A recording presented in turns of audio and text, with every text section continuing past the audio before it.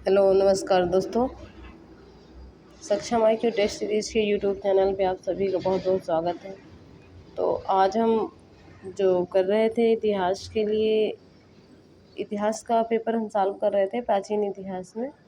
तो उसमें हमने 20 क्वेश्चन सॉल्व किए थे। आप 21 से स्टार्ट करेंगे और 21 का राइट आंसर बताने की कोशिश करेंगे। क्वेश्चन है, निम्नलिखित में से कौन सा कथन जैन के अनुरूप है, जैन सिद्धांत के अनुरूप है। ऑप्शन है, कर्मों को नष्ट करने का अमोघ उपाय तपस्या है। प्रत्येक पदार्थ, जहाँ तक कि सबसे छोटे कण भी एक आत्मा होती है।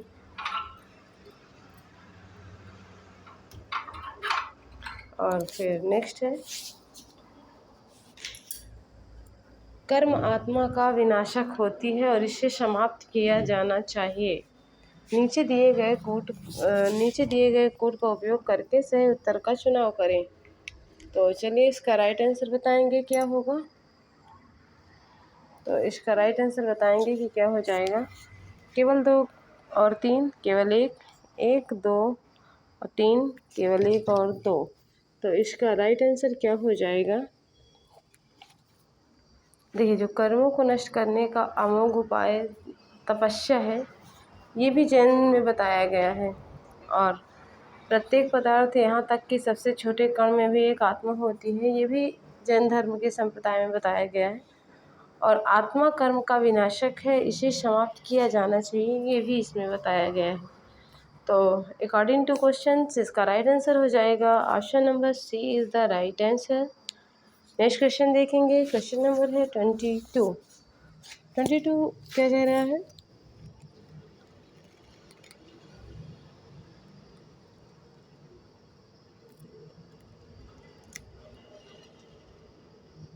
चलिए इसे देखेंगे। उत्तर प्रदेश में जैन एवं बौद्ध दोनों का प्रसिद्ध तीर्थ स्थल है, कौन सा है।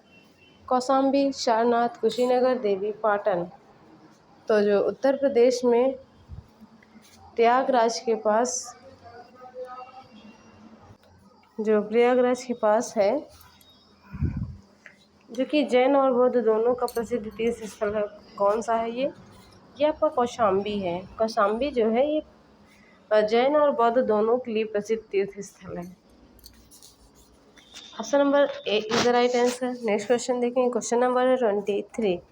सूची फर्स्ट और सूची सेकंड को मिलान करें और सूचियों के नीचे दिए गए कोड से सही उत्तर का चयन करें। तो सूची फर्स्ट है और सूची सेकंड है जैन धर्म। जैन धर्म किससे रिलेटेड है।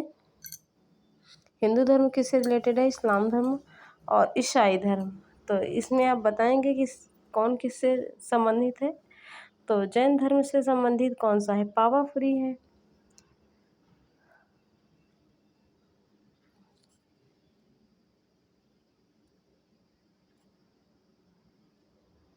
और हिंदू धर्म वाराणसी प्रसिद्ध है हिंदू के लिए। इस्लाम धर्म के लिए मदीना प्रसिद्ध है और ईसाई धर्म के लिए वेटिकन सिटी प्रसिद्ध है। तो इसलिए इस हिसाब से आपका ऑप्शन कौन सा सही हो जाएगा। पहले का, तीसरा, दूसरे का, चौथा, तीसरे का पहला और चौथे का दूसरा। Option number A is the right answer. Next question देखेंगे। क्वेश्चन नंबर है 24। महाजनपद काल के 16 जनपदों के नाम का उल्लेख बौद्ध साहित्य में प्रायः मिलता है। पाणिनि के अष्टाध्यायी में निम्नलिखित में से किस जनपद का नाम का उल्लेख मिलता है। मगध, अस्मक, कम्बोज, चेदी, वत्स। नीचे दिए गए कूट से सही उत्तर का चयन करें। ए और E, A B C, A C D और बी, सी डी और ई। तो 24 नंबर क्वेश्चन का राइट आंसर क्या हो जाएगा। इसका राइट आंसर बताएंगे क्या हो जाएगा। तो इसका राइट आंसर क्या हो जाएगा। देखिए, इसमें जो नामों का उल्लेख बौद्ध साहित्य में प्रायः मिला है, किस किस का मिला है। ये तो आपके मिला है, मगध का मिला है, मगध का उल्लेख हुआ है उसमें। और अश्मक का भी उल्लेख हुआ है और चेदी का उल्लेख हुआ है। तो इस हिसाब से इसका राइट आंसर हो जाएगा option number B is the right answer. Next question देखेंगे 25।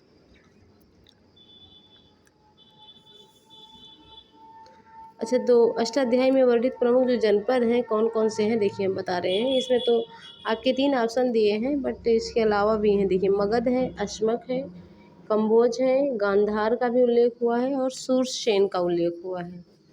ये टोटल आपके 5 राज्यों का उल्लेख हुआ है। चलिए नेक्स्ट क्वेश्चन देखेंगे।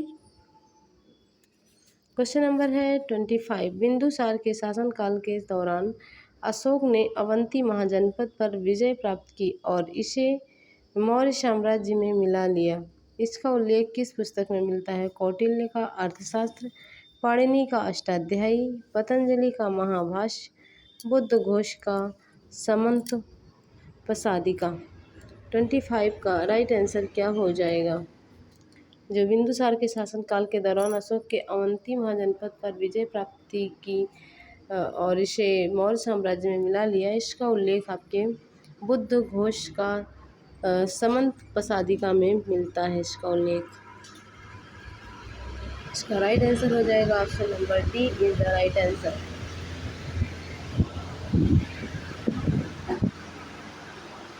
नेक्स्ट क्वेश्चन देखेंगे। क्वेश्चन नंबर है 26। निम्नलिखित में से कौन सा अधिकारी मौर्य प्रशासन का हिस्सा नहीं था? युक्ति, अग्रहारिका, रज्जुक और प्रादेशिक। तो 26 का राइट आंसर क्या हो जाएगा? इसका राइट आंसर बताएंगे कि क्या हो जाएगा 26 का राइट आंसर।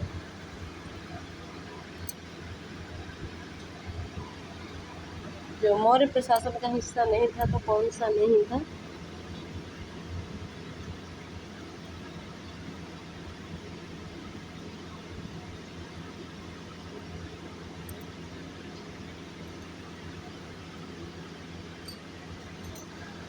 देखिए, इसमें जो युक्ति था ये भी था, रज्जुक था ये भी था और प्रादेशिक था ये भी था। तो इसमें जो अग्रहारिका है इसका उल्लेख नहीं था। Option number B is the right answer. Next question देखेंगे। क्वेश्चन नंबर है 27 का राइट आंसर क्या हो जाएगा? सम्राट अशोक ने अपना तीर्थ यात्रा के दौरान निम्नलिखित स्थानों का दौरा किया। उसने कौन सा मार्ग अपनाया? नीचे दिए गए कूट से संयुक्त चुनें। बोधगया, कपिलवस्तु, कुशीनगर, लुम्बिनी, सारनाथ, श्रावस्ती। तो इस तीर्थ यात्रा के दौरान निम्नलिखित स्थानों का दौरा किया था, तो उसने कौन सा मार्ग अपनाया था? कौन सा मार्ग अपनाया था ये बताना है आपको। तो उसने तो पहले वो सारनाथ गया, इसके बाद कपिलवस्तु, पहले सारनाथ फिर कपिलवस्तु, इसके बाद फिर बोधगया और इसके बाद फिर सारनाथ नहीं, लुम्बिनी गया था। ये पहला लुम्बिनी है, फिर कपिलवस्तु, फिर बोधगया, फिर सारनाथ आया, इसके बाद कुशीनगर गया, इसके बाद श्रावस्ती गया। इसका राइट आंसर हो जाएगा option number C is the right answer. Next question देखेंगे। क्वेश्चन नंबर है 28। निम्नलिखित लोग किसी न किसी समय भारत आए। फायान, इत्सिंग और मेगास्थनीज, फेंसांग। उनके आगमन का सही कालक्रम, इसको सीक्वेंस में लगाना है, सीरियल से उनको बताना है कि कौन सबसे पहले आया फिर इसके बाद कौन आया, ये बताना है। तो 28 का राइट आंसर बताएंगे क्या हो जाएगा। देखिए, सबसे पहले तो आया था मेगास्थनीज, इसके बाद आया फायान, फिर इसके बाद आया वेनसांग, इसके बाद आया इत्सिंग। तो इसका राइट आंसर हो जाएगा option number A is the right answer. Next question देखेंगे। क्वेश्चन नंबर है आपका 29। निम्नलिखित में से कौन सा अन्य 3 का समकालीन नहीं है? तो कौन है समकालीन नहीं है? गौतम बुद्ध है, मिलिंद है, प्रसेनजीत है, बिंबिसार है। 29 का राइट आंसर क्या हो जाएगा? तो 29 का राइट आंसर क्या हो जाएगा? ये देखिए, जो अन्य 3 का समकालीन नहीं था, यह मिलिंद था, नहीं था। जो गौतम बुद्ध और प्रसेनजीत और बिंबिसार थे, ये तो सब एक दूसरे के समकालीन थे, लेकिन जो मिलिंद था, मिलिंद इसके समकालीन नहीं था।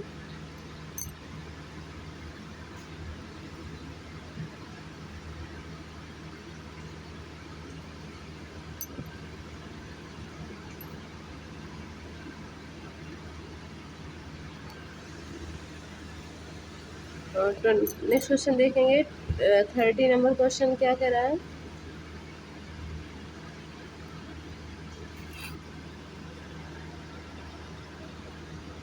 क्वेश्चन नंबर 30, बाल विवाह की प्रथा प्रारंभ हुई थी कुषाण काल के दौरान, मौर्य काल के दौरान, हर्षवर्धन के काल के दौरान और गुप्त काल के दौरान। तो 30 नंबर क्वेश्चन का राइट आंसर क्या हो जाएगा। जो बाल विवाह की प्रथा प्रारंभ हुई थी, ये कुषाण काल के दौरान में प्रारंभ हुई थी। नेक्स्ट क्वेश्चन देखेंगे। क्वेश्चन नंबर है 31, वह कला शैली जो भारतीय और यूनानी दोनों का रूपांकनों का मिश्रण है, क्या कहलाती है। बेसर, गांधार, नागर, शिखर।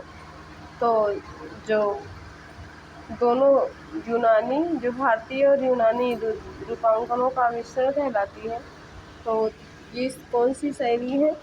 ये आपकी गांधार शैली है। Option number B is the right answer. Next question देखें। क्वेश्चन नंबर 32, निम्नलिखित का मिलान करें। एक तरफ है राजवंश, एक तरफ राजधानी। शुंग वंश, सातवाहन वंश, कदम्ब और चंदेल, इनकी सबकी राजधानी बताना है। तो शुंग वंश की राजधानी कौन सी हो जाएगी।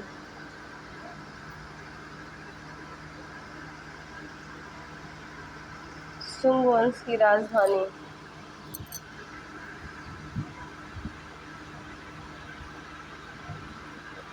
शुंग वंश क्या हो जाएगी, पाटलिपुत्र। शुंग वंश की हो जाएगी पाटलिपुत्र हो जाएगी। इसके बाद सातवाहन की पैठान है।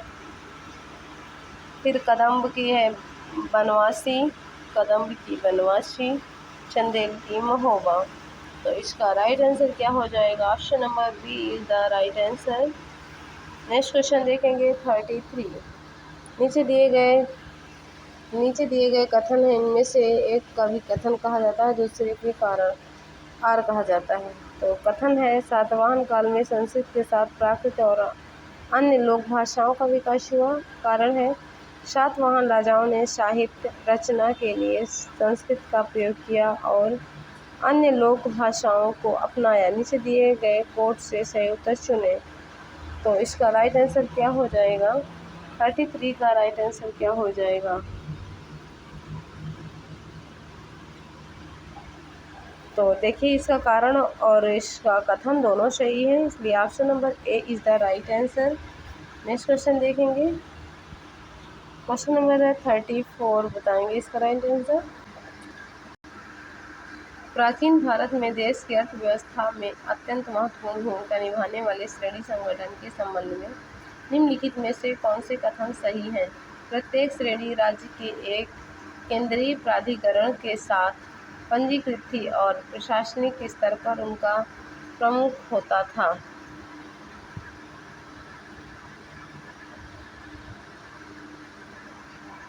श्रेणी ही मजदूरी, कार्य, नियम, मानक और कीमतें निर्धारित करती थी। श्रेणी को अपने सदस्यों पर न्यायिक अधिकार प्राप्त था। निम्नलिखित के आधार पर सही उत्तर का चयन करें। कोड है केवल 3, 1 और 2, 1, 2, 3, केवल 2 और 3। 34 का राइट आंसर क्या हो जाएगा।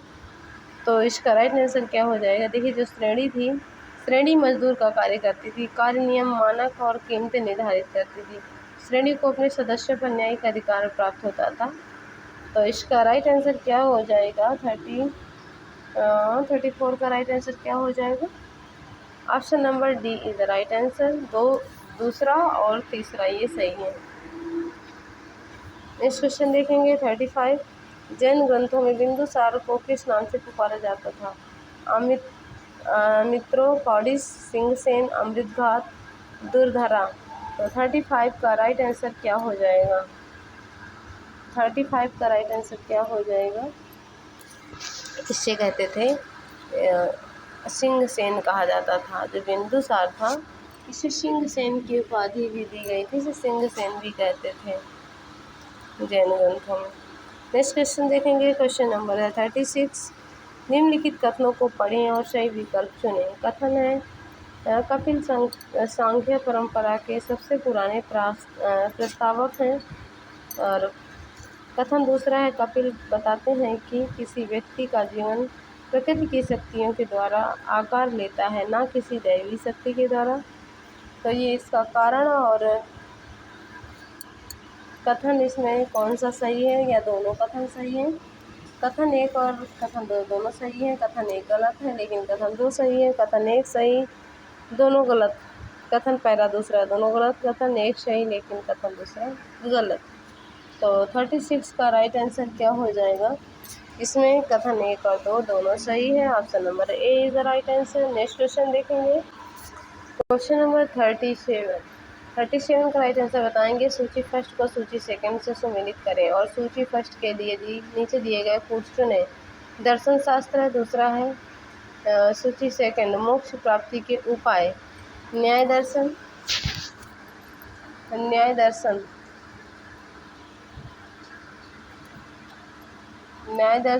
और कौन से हैं? मीमांसा दर्शन, सांख्य दर्शन, वेदांत दर्शन। तो इसका मिलान करेंगे। तो चलिए देख लेते हैं इसका राइट आंसर क्या हो जाएगा। देखिए, जो न्याय दर्शन है, न्याय दर्शन तार्किक चिंतन से संबंधित है। फिर है मीमांसा दर्शन,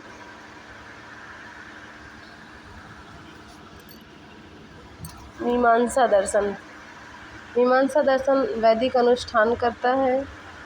इसके बाद है सांख्य दर्शन सच्चे ज्ञान की प्राप्ति। वेदांत दर्शन आत्म ज्ञान।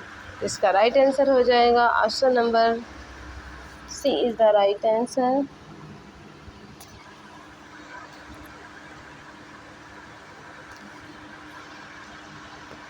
चलिए नेक्स्ट क्वेश्चन देखेंगे। क्वेश्चन नंबर है 38 का राइट आंसर बताएंगे। विशिष्ट अद्वैत सिद्धांत के संस्थापक कौन थे? वल्लभाचार्य, रामानुजाचार्य, माधवाचार्य, श्रीकांत आचार्य। 38 का राइट आंसर क्या हो जाएगा बताएंगे। तो जो विशिष्ट अद्वैत सिद्धांत के संस्थापक थे वो थे Ramanujacharya. Option number B is the right answer. Next question देखेंगे। क्वेश्चन नंबर है आपका 39 का राइट आंसर बताएंगे। सम्राट हर्षवर्धन द्वारा 2 महान धार्मिक सम्मेलन कहाँ आयोजित किए गए थे? प्रयाग और थानेश्वर में, पाटलिपुत्र और वल्लभी में, थानेश्वर और प्रयाग में, कन्नौज और प्रयाग में। तो इसका राइट आंसर क्या हो जाएगा? 39 का राइट आंसर क्या हो जाएगा? सम्राट हर्षवर्धन के द्वारा 2 महान धार्मिक सम्मेलन आयोजित किए गए थे, कन्नौज और प्रयागराज में। Option number D is the right answer. Next question देखेंगे। क्वेश्चन नंबर है 40। भारत भ्रमण पर आए चीनी यात्री युआंग चुआंग फेंगसांग ने तत्कालीन भारत की सामान्य परिस्थितियों एवं संस्कृति का वर्णन किया। इस संदर्भ में निम्नलिखित में से कौन से कथन सही हैं? तो इसका राइट आंसर बताएंगे क्या सही है। पहला है सड़कें और नदी मार्ग लूटपाट से पूरी तरह सुरक्षित थे।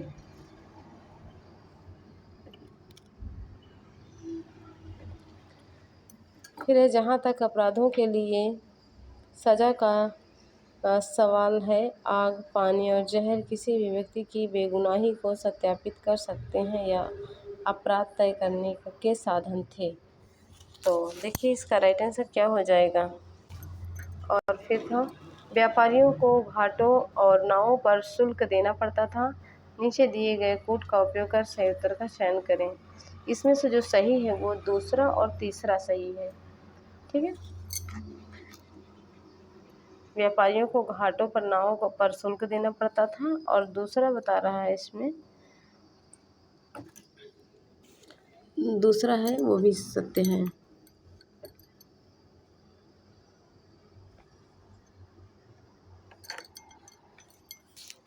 चलिए इसका राइट आंसर हो जाएगा आपका option number A is the right answer. And आज के लिए इतना ही। अब next day next question next class में आप कराएंगे। तो आज इतना ही, आप इसका पूरा डिटेल्स देखेंगे, इसका आंसर देखेंगे, वीडियो साथ इसका फुल डिटेल्स देखेंगे, जो कि आपको बहुत अच्छे से याद हो जाने पर ये बहुत ही इम्पोर्टेंट साबित होगा आपके एग्ज़ाम के लिए। क्योंकि UP RO and UP PCS 2025 में जो भी एग्ज़ाम आने वाले हैं, इन सब के लिए बहुत ही अच्छे क्वेश्चन साबित होंगे आपके लिए। तो इनका डिटेल्स देखना ना भूलें, और चैनल पे पहली बार आए हैं तो चैनल को सब्सक्राइब करना ना भूलें, और क्लास पसंद आ रही है तो क्लास को लाइक करना ना भूलें। Thank you for watching. Bye bye, take care.